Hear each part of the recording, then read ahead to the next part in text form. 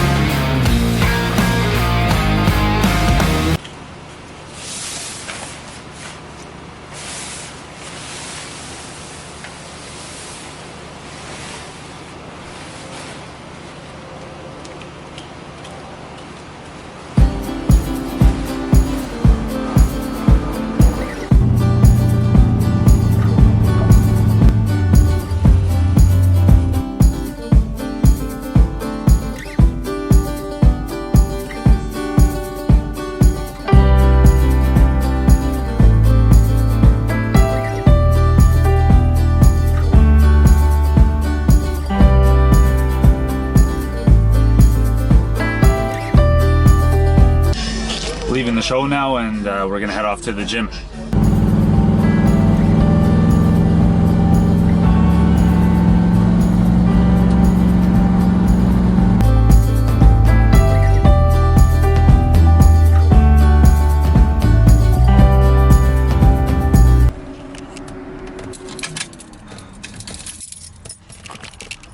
Here at the gym.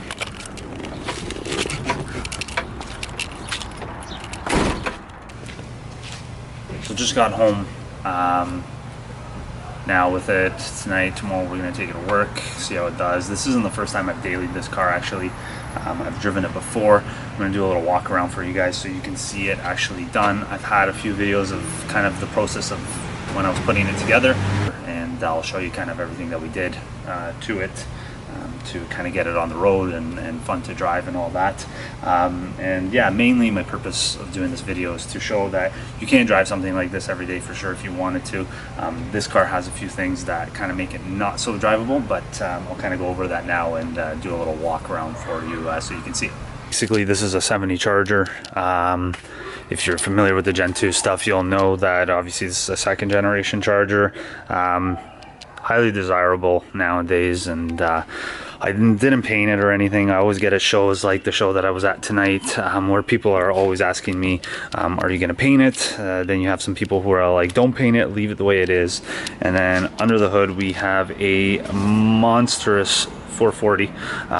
It is bored 30 over. It is built a little bit, has aftermarket pistons and rods, stock crank. As far as the camshaft goes, it's a Hughes Whiplash cam, probably running about 9.5 compression to 1, and a Holley 750 on it. As far as heads go, they are stock heads. They are nothing special. They are mildly ported, but yeah, this is basically what runs this thing. It's a 727 automatic in it. I have the cold case rad, which I kind of want to get into, because basically what happens with the cold case is it's a good rad. I don't have a complaint, but the issue is, if you can see, it's a little dark now, but you can see how close my water pump sits to the fans here. And the issue with that that I'm having is basically the fans pull a lot of air and they work really well, but what's happening is pulling that hot air and blowing it right onto the motor, and that can build a lot of heat in the engine bay. And then what happens is the engine bay's temp just starts to climb if you're sitting in one spot, because there's no airflow to push it out anywhere really, because it's such a big motor and everything's so crammed in here that essentially what happens is then the temps do start to rise. So you do have to kind of keep an eye on that when you are driving this thing, especially like what we're going to be doing and trying to daily it basically. But as far as the inside goes, I mean, it's kind of complete, not really. The kill mat I got from Amazon. I'll put a link in the description for it. Essentially, the kill mat is great. It detonates the sound really well, especially with this 440, which is very choppy and lumpy and is aggressive on the floor pans and the trunk pans and everything. It got the same kill mat put all around it. Now, you're probably wondering where these seats are from. These are obviously not a original seat. The rear came with the car, but I don't think they were the original seat in 70. I feel like these are from a 69 or 68, if I remember correctly. But the seats actually are from a Cutlass, I believe like 81, I'm going to say, something like that. So we took that and put them in here, made them work. They actually go really well with the car. They don't look out of place at all, which I really like about that. As far as the top of the seat there goes, we had to kind of tape it up and put some leather up there because the top part is kind of falling apart from the sun drying out the leather. So it kind of works. You don't really see it when you're like standing like this. You hardly see it, and that's the perspective that most people see this car at. And when you're at the back here, it's essentially not noticeable. Obviously, like a modern sound system in it, so like I can hook up to Bluetooth and I can listen to music. It's great. I love it. That's one thing I really like about this thing is I can listen to music even though it is crazy loud sometimes and you can't hear a damn thing. Yeah, other than that, we have gone 13.1 with this car. It's probably a 12-second car because the pass that we did on it was very light and it wasn't anything crazy. So if you're wondering what those horns are, those are the Dixie horns there. You can see me kind of drive this between today and tomorrow, and yeah, hopefully you guys enjoy this, and I'll kind of give a recap at the end as to how this was. What's going on, guys? It's Thursday morning now. Just gonna get ready to take the car out to work. Gotta move my truck first, and then we'll be able to pull this thing out.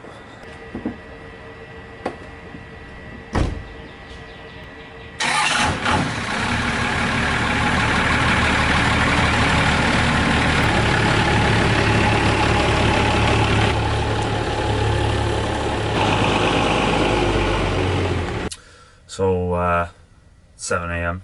and don't want to be too loud with the neighbors. That's the one thing about leaving with this car first thing in the morning is it is a little bit loud. So we'll fire this thing up. It's got no choke or anything like that on it. Well, actually it has a manual choke which is not hooked up, so kind of got to pedal it at first to keep it running, but yeah, so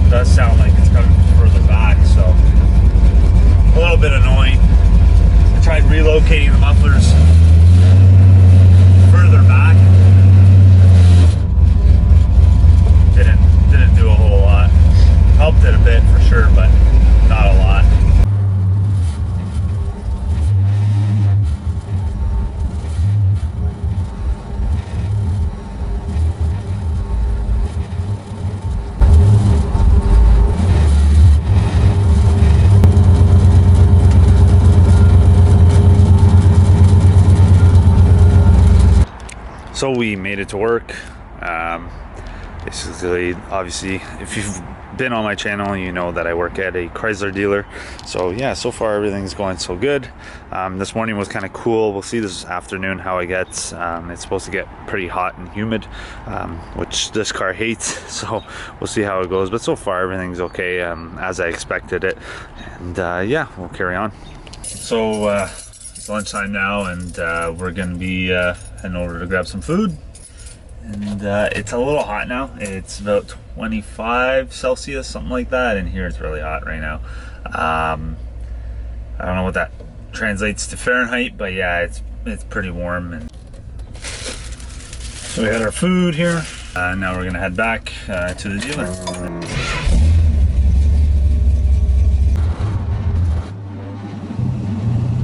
So there you have it. Can you daily drive something like this? Absolutely, you can. I had a lot of fun doing this video actually, and I'm going to talk a little bit more about it. So as far as driving the car every day, it's more than capable of daily driving for sure. I'm missing some things like wipers. The wiper motor actually does work in it. However, I never put them on because I more so built the purpose of the car to actually drive it and have a lot of fun with it. So I actually never got to, set it up to be a daily or anything like that, or really put it to the factory wanted this car to be. So the point of this video is build a car. In this case, built it with my dad, built it with my friends, had a lot of fun doing it, and at the same time now I get to enjoy the car whenever I want. I mean, I can lean against the car, I can hit the car. I mean, it doesn't upset me now. In all fairness, I think really the purpose of the video is just to show that you don't have to go crazy on something to have a lot of fun with it. You can get a Dart, you can get a Nova or a Chevelle or Monte Carlo or an Impala or whatever you're after, and you don't have to paint it. You don't have to do anything like that. Just get it running good. Because if you don't get it running fun and good, you're never gonna actually get out there and enjoy the car. So that's my video for today, guys. If you like this video, please like and subscribe to the channel if you haven't yet. And as always, I'll be back with more videos. Thanks.